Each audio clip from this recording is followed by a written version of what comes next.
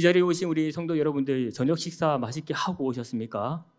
네, 어떤 음식 드시고 오셨습니까? 네, 말씀하지 못하시는 거 보면 엄청나게 맛있는 거를 드시고 오신 것 같습니다. 저도 특별히 오늘 우리 담임 목사님과 또 우리 부교육자님들과 함께 또 맛있는 음식을 또 먹고 또 이 자리에 서서 어느 때보다 활기가 있고 또 에너지가 있는 상태로 지금 이 자리 가운데 나와 있습니다. 우리는 아침, 점심, 저녁 일반적으로 이 대한민국 사람이라고 하면 하루에 이 세 번 이 세 끼를 챙겨 먹게 됩니다.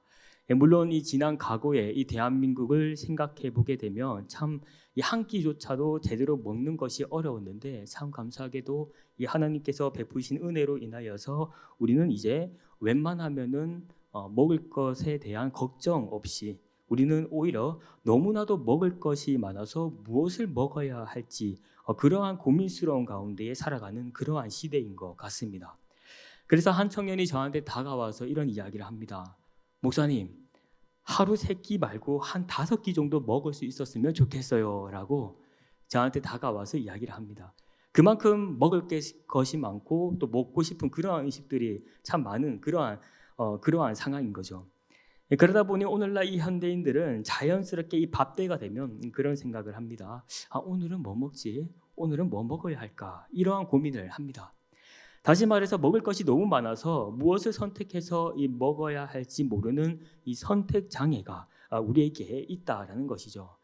저 역시도 그렇습니다. 오늘 뭐 먹을까 참 많은 고민이 됩니다.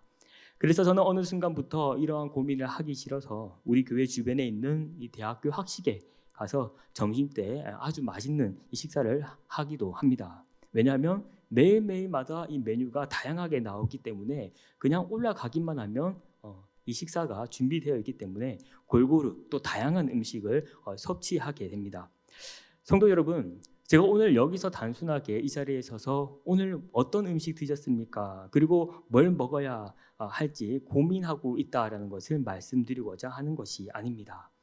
오히려 여기서 제가 우리 성도님께 말씀드리고 싶은 것은 우리는 삶의 현장 가운데에서 살아가는 그 가운데에 이 사소한 부분에 이르기까지 어떻게 해야 할지 몰라서 이 갈팡질팡하는 그러한 선택 장애가 우리에게 있다라는 것을 먼저 말씀드리고자 합니다. 그리고 이러한 선택 장애는 어쩌면 이 한 사람의 이 생애에 걸쳐서 여러 영역의 곳곳에 다양하게 우리는 그 삶의 시간 속에서 무엇을 선택하고 또 어떤 것을 선택을 해야 할지 모른 채 이 갈팡질팡하며 살아가는 그러한 모습들이 우리에게 많이 있다라는 것을 발견하게 됩니다. 그 가운데 저는 생각하기를 신앙도 마찬가지다라고 생각합니다. 우리는 일평생 아니요 단순히 오늘 하루만 보더라도 우리는 이 신앙에 있어서 무엇을 선택해야 할지 모르는 그러한 이 갈팡질팡했던 그러한 상태, 바로 이러한 영적인 상태, 영적인 선택 장애가 우리에게 나타나고 있다라는 것을 느끼게 됩니다. 그래서 오늘 우리는 이 말씀을 살펴보는 그 가운데에 이 인생의 이 수많은 이 선택 장애의 종류가 있지만 그 중에 이 신앙의 영역에서도 이 하나님의 것을 선택해야 하느냐 아니면 이 세상의 것을 선택해야 하느냐, 그 선택의 길로 가운데에서 지금 나의 신앙은 안전한지, 그리고 나는 이 올바른 이 신앙의 길로를 선택해서 살아가고 있는지, 만약에 내가 그렇지 않다라고 하면은 우리는 다시 어떻게 이 회복을 해야 할 것인지 이 시간 함께 살펴보도록 하겠습니다. 첫 번째로 참된 신앙인은 머뭇거림을 끝내고 하나님의 것을 선택하는 것입니다. 우리 본문 말씀 21절의 말씀을 함께 읽어보겠습니다. 시작. 엘리야가 모든 백성에게 가까이 나아가 이르되 너희가 어느 때까지 둘 사이에서 머뭇머뭇하려느냐.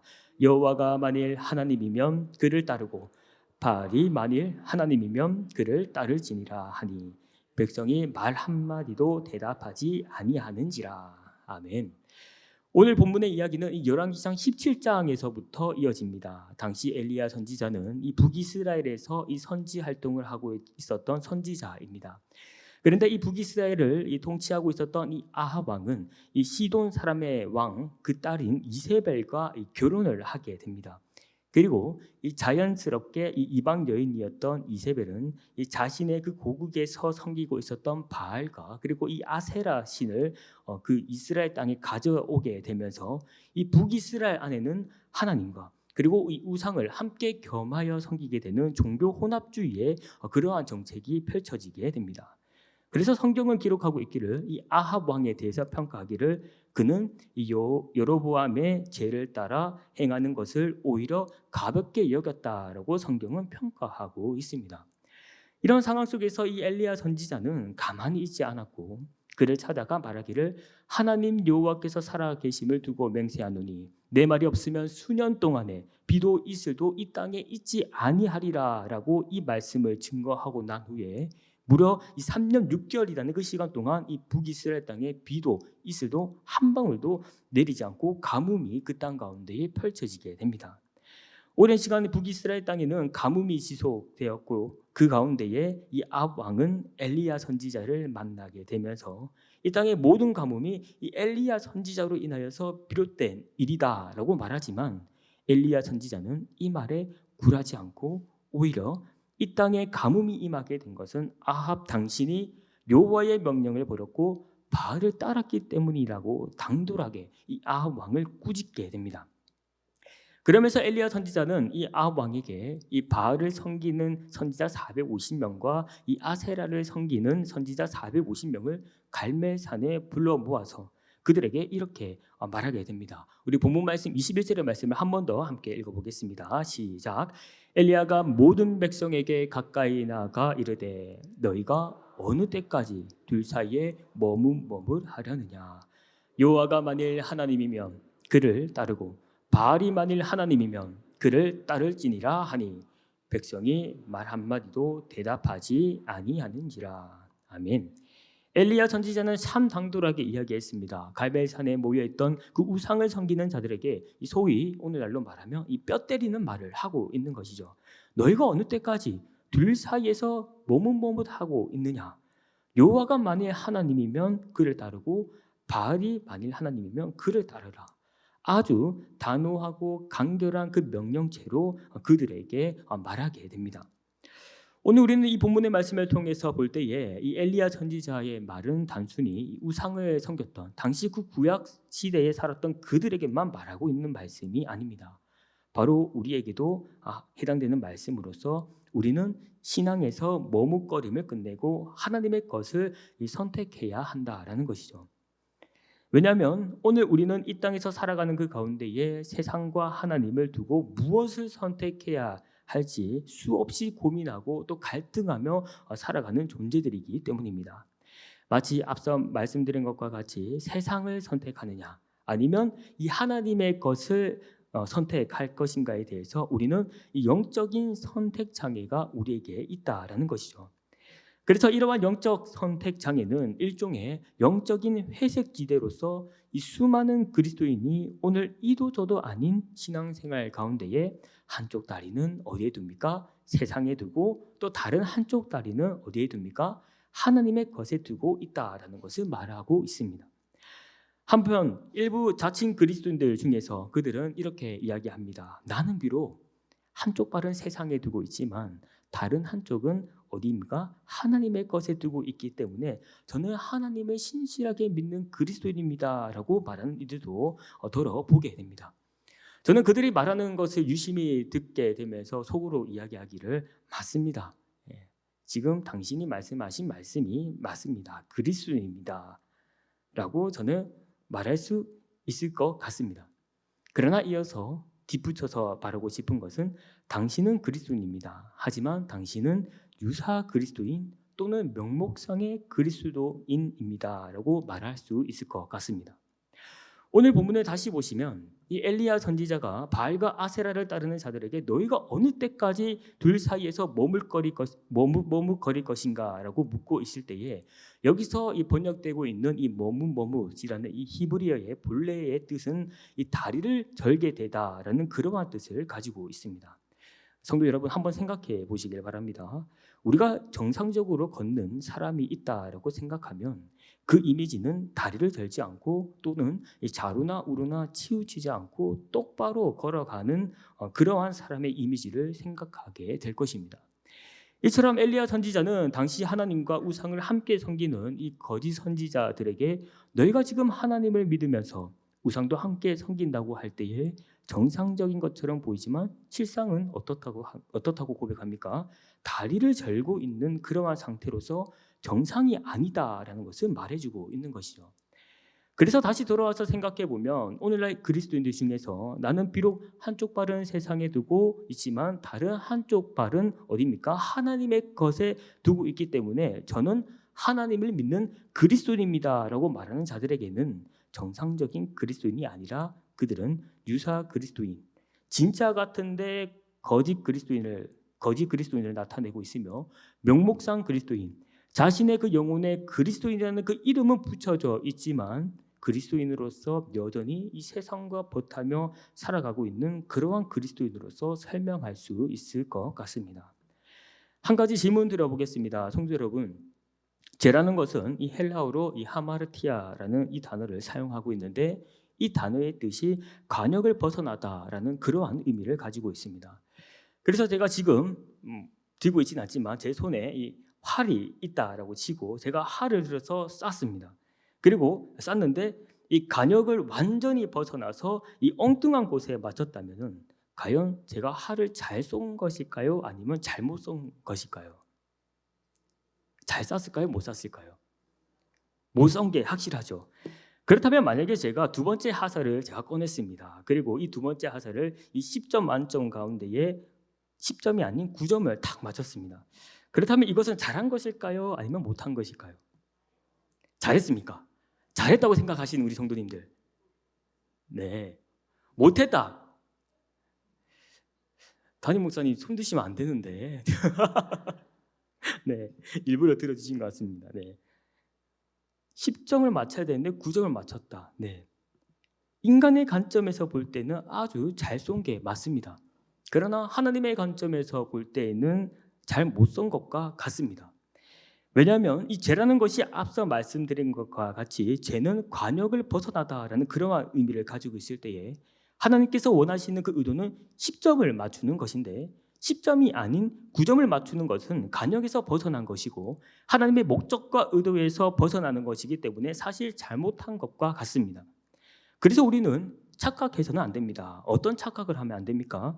바로 내가 한쪽 다리를 세상에 아직 미약하게 아주 경미하게 이 발을 담그고 있으면서 에이 하나님 이 정도는 이해하시겠지. 에이 이 정도는 하나님 내가 얼마나 교회에서 섬기고 봉사하고 헌신 많이 하는데 이 정도는 눈 감아 주시겠지라고 착각하면 안 됩니다.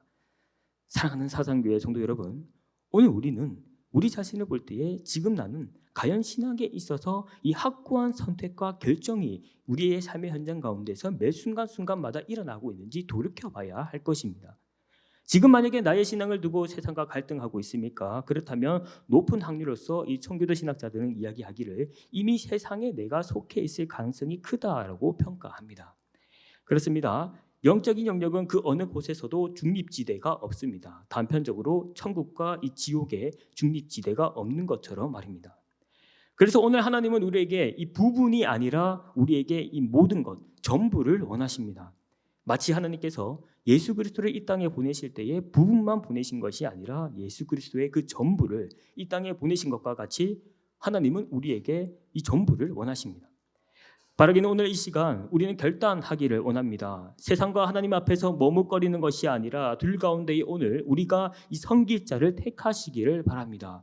그래야 그 가운데에 우리는 이 여호수아의 고백처럼 오직 나와 내 집은 여호와를 섬기겠노라 라고 고백하며 세상이 아닌 이 하나님을 선택하며 매 순간 이 참된 신앙인으로서 세움받는 저와 우리 사상교회 성도들이 되기를 소망합니다.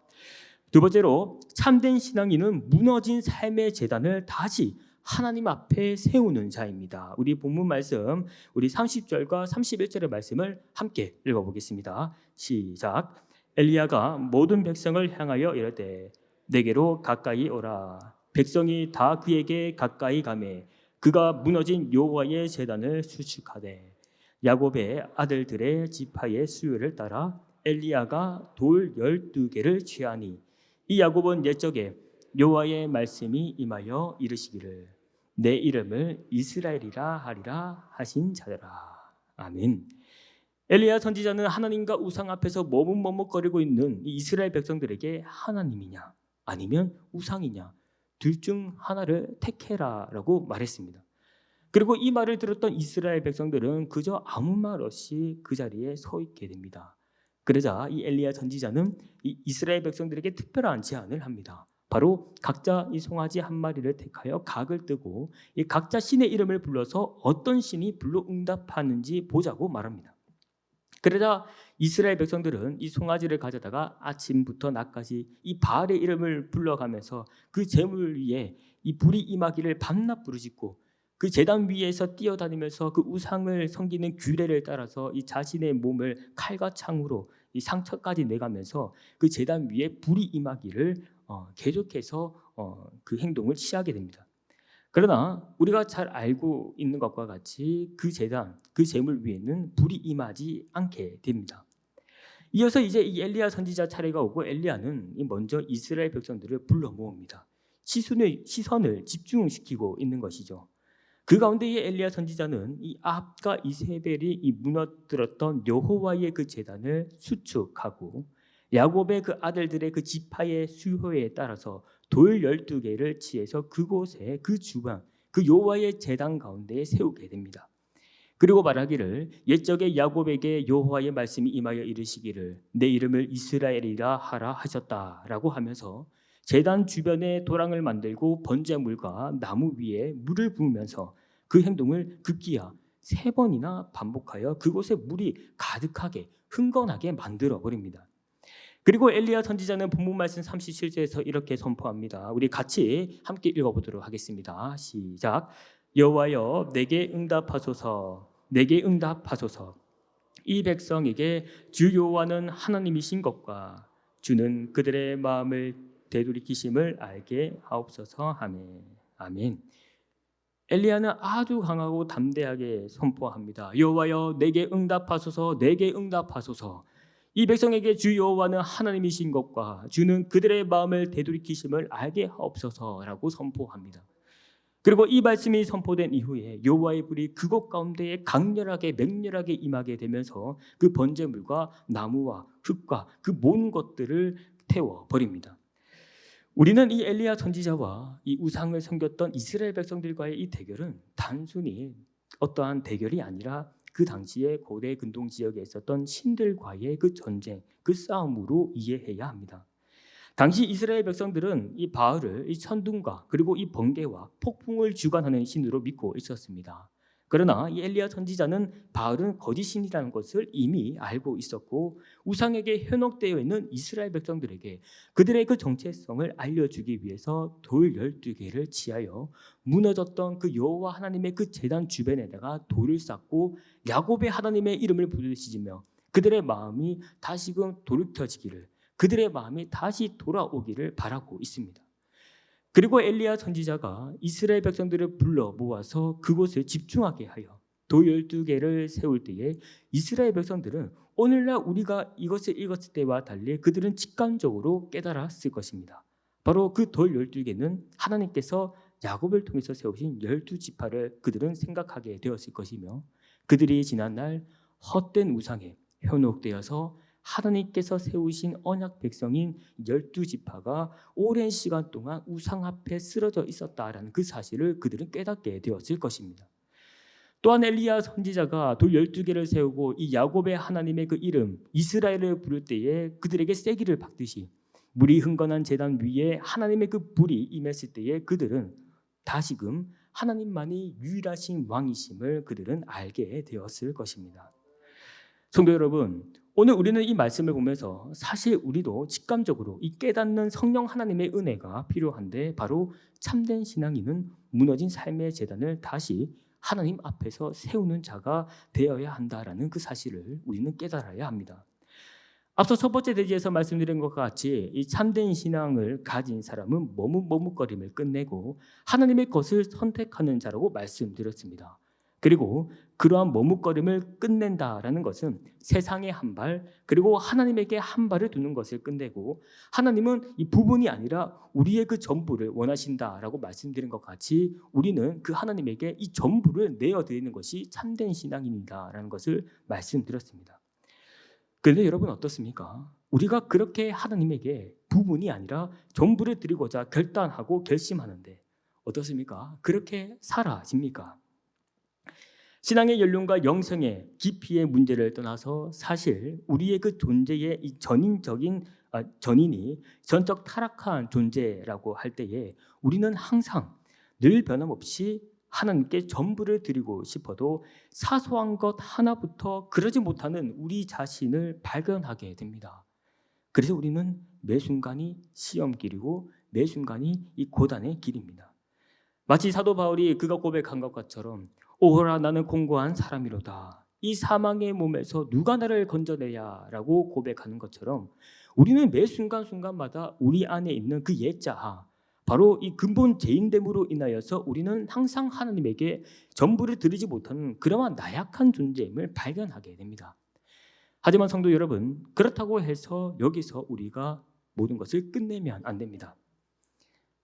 그래, 어차피 안 되는 것, 그래, 해봤자 안 되네, 포기해야지 라고 생각하시면 우리는 반드시 기억해야 됩니다.